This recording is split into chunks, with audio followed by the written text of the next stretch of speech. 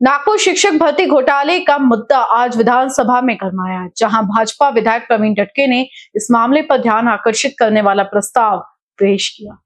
नागपुर में ये शिक्षक भर्ती घोटाला काफी समय से चर्चा का विषय बना हुआ है और इस संबंध में आपराधिक मामले भी दर्ज किए गए हैं। विधायक प्रवीण दटके ने सरकार से सवाल किया, क्या हम सभी की जांच करेंगे? क्या समिति में उचित अधिकारियों को नियुक्त किया जाएगा? 2700 शिक्षकों की नियुक्ति हुई है। क्या एसआईटी में नियुक्त अधिकारी इस मामले को समझने वाले हैं? माननीय अध्यक्ष महोदय, गेल्या महिनाभरापासून एक प्रकरण फार गाजतं पेपरमध्ये। नागपूर विभागातील शिक्षण भरती घोटाळा। जवळपास एक निवृत्त शिक्षण अधिकारी होते सोमेश्वर नेताम, ते दिवंगत झाले। त्या दिवंगत अधिकाऱ्याच्या बोगस सह्या घेऊन जवळपास सन 2012 ते 2019 दरम्यान काही शिक्षकांची भरती केली गेली। ती कोविड नंतर ती परमनंट दाखवली आणि त्या वर्षाचे एरियस काढून शिक्षण विभागातील तत्सम सगळे अधिकारी आणि अनेक शाळांचे संचालक यांनी ते सरकारी पैसे वाटून घेतले आणि सरकारला चुना लावला। नंबर 1। नंबर 2, या प्रकरणात फौजदारी गुन्हे दाखल करावे असे शिक्षण आयुक्तांनी निर्देश दिले होते। त्याच्यावर कारवाई झाली आहे का? नंबर 1 माझा पहिला प्रश्न। अशा बोगस पद्धतीने जे काही आकडे येतात आहे, 1500 शिक्षक, 1200 शिक्षक, 1586 शिक्षक, शिक्षकेतर कर्मचारी, लिपिक, या दरम्यान या सगळ्यांची तपासणी आपण करणार आहोत का? तपासणी करणार असेल तर त्यांचा पगार जो आजपर्यंत दिला तो योग्य आहे की अयोग्य आहे? जर अयोग्य असेल तर तो आपण वसूल करणार आहोत का? शासनाने नेमलेली जी समिती आहे त्याचे अध्यक्ष 3 वेळा बदलले माननीय अध्यक्ष महोदय, 3 वेळा। कारण त्या तिघांवरही गुन्हे दाखल झाले आणि त्यातल्या दोघांना अटक झाली। त्यामुळे या समितीवर आपण योग्य अधिकारी नेमणार आहोत का? राज्यात शालार्थ आयडी घोटाळ्यात शिक्षकांच्या मान्यतेचे बनावट प्रस्ताव सादर करून जवळपास 2700 शिक्षक भरल्याची माहिती आहे। तर या 2700 शिक्षक दिनांक 12 मार्च रोजी बोगस प्रकरणी एक एफआयआर पण दाखल झाला आहे। याच्यावर आपण आरोप निश्चित केले आहेत का? जी एसआयटी आपण निश्चित केली आहे त्या एसआयटीत हा सगळा विषय समजणारे अधिकारी आहेत का?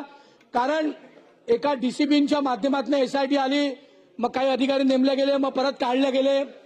त्यामुळे आपण योग्य ही एसआयटी करून त्याची योग्य माहिती आपण या सगळ्या सदनासमोर आणणार आहोत का?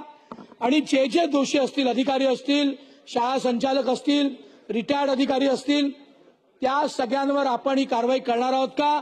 आणि शेवटचा माझा प्रश्न की नुसता नागपूर विभाग नाही तर महाराष्ट्रातल्या इतरही विभागांमध्ये अशी शालार्थ आईडी घोटाळ्याची आपण चौकशी करणार आहोत का?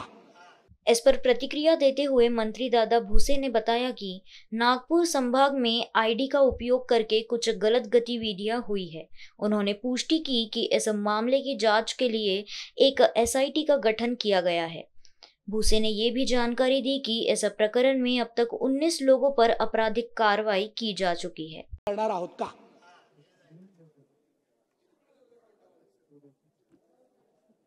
अध्यक्ष महोदय,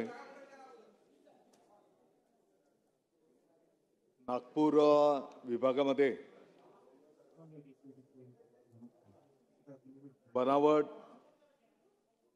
शालार्थ प्रणाली लॉगिंग आयडीचा वापर करून या ठिकाणी काही चुकीचे प्रकार झालेले आहेत, ही वस्तुस्थिती आहे। आणि म्हणून या संदर्भामध्ये पोलीस विभागाच्या विशेष तपासणी पथकाच्या माध्यमातून एसआयटी पथक स्थापन करून आणि समांतर शालेय शिक्षण विभागाच्या वरिष्ठ अधिकाऱ्याच्या माध्यमातून तपास त्या ठिकाणी केला जातो आहे। साधारणतः आतापर्यंत 19 लोकांवर फौजदारी कारवाई झालेली आहे। शालेय शिक्षण विभागाच्या माध्यमातून